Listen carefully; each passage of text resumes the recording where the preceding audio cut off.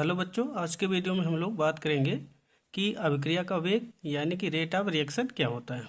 ठीक है, ये आपका जो टॉपिक है क्लास 12 केमिकल काइनेटिक्स यानी रासायनिक बलगतिकी चैप्टर से रिलेटेड है।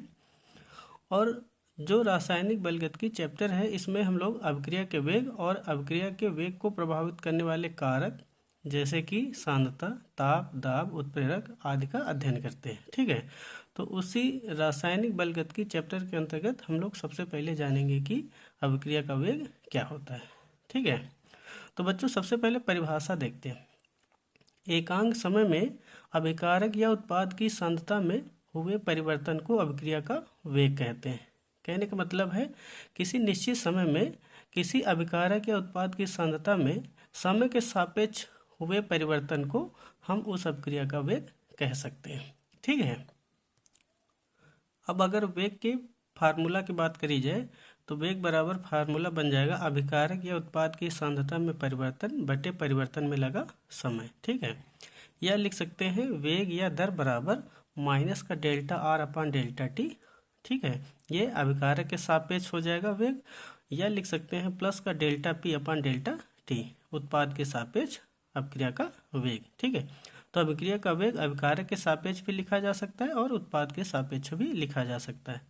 केवल जब हम अभिकारक के सापेक्ष अभिक्रिया का वेग लिखेंगे तो वो माइनस में इंडिकेट करेंगे, और जब उत्पाद के सापेक्ष लिखेंगे तो प्लस में इंडिकेट करेंगे। ठीक है, और ये जो आपका डेल्टा आर है और यहाँ पर जो डेल्टा पी है, ये आपका एक प्रकार से देखा जाए तो जब किसी भी हम अभिक्रिया के वेग की बात करते हैं तो एक ड्यू होता है। ड्यू का मतलब है एक निश्चित समय अंतराल होता है, उसके दरमियान आपका निकाला जाता है। ठीक है, तो उससे आपका रिलेटेड है, यानी कि अभिकारक की सांद्रता में परिवर्तन।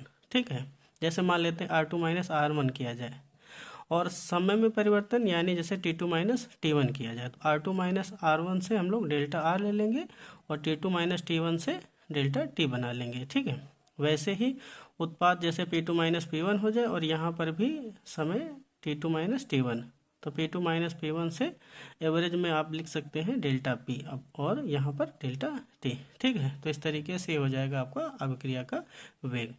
अब इसके बाद में अगर बच्चों हम लोग बात करें अभिक्रिया के तात्क्षणिक वेग के बारे में कि आखिर में अभिक्रिया का तात्क्षणिक वेग क्या होता है, तो किसी भी अभिक्रिया का किसी क्षण विशेष पर जो वेग होता है वो आपका तात्क्षणिक वेग कहलाता है। ठीक है, यानी कि किसी क्षण विशेष पर अभिक्रिया का वेग तात्क्षणिक वेग कहलाता है।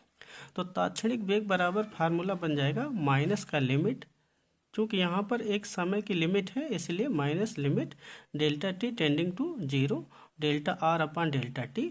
ठीक है, और जब समय के सापेक्ष आर का अवकलन किया जाएगा तो मिल जाएगा माइनस का डी आर अपन डी टी। ठीक है, अभिकारक के सापेक्ष फार्मूला ये आपका मिलेगा तात्क्षणिक वेग के केस में माइनस का डी आर अपन डी टी।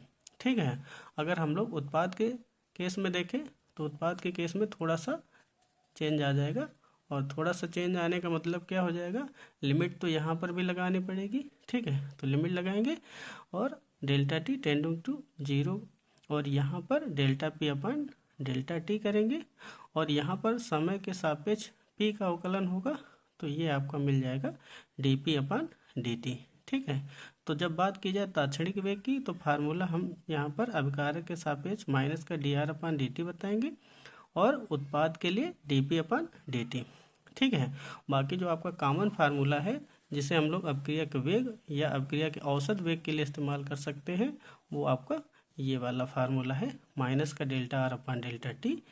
ठीक है, या प्लस का डी पी अपन डेल्टा टी। तो इस तरीके से हम लोग अभिक्रिया का वेग क्या होता है, और एक्चुअली जो अभिक्रिया का वेग है वही आपका अभिक्रिया का औसत वेग भी होगा। ठीक है, और साथ साथ में तात्क्षणिक वेग क्या होता है तो हम लोग इसके बारे में जान सकते हैं कि आखिर में अभिक्रिया का वेग, अभिक्रिया का औसत वेग, अभिक्रिया का तात्क्षणिक वेग क्या होता है। ठीक है, अगले वीडियो में हम लोग इसी चैप्टर से रिलेटेड अगले टॉपिक पर बात करेंगे। आज के वीडियो में बस बच्चों इतना ही।